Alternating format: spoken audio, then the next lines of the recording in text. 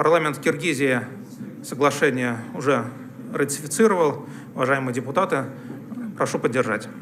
Можно было предполагать, что прежнее положение, что в равных долях оно финансируется из бюджета России и Киргизии, вряд ли будет состоятельным, потому что возможности Киргизии очень ограничены финансово.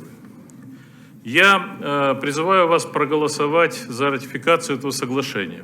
Благодарим депутатов Государственной Думы за системную постоянную поддержку в этом вопросе, потому что это форпост России, форпост российского образования в Киргизии, в целом в регионе Центральной Азии. Для нас важно, чтобы в Кыргызско-Российском университете студенты получали бы качественное образование в комфортных современных условиях. Покажите результат.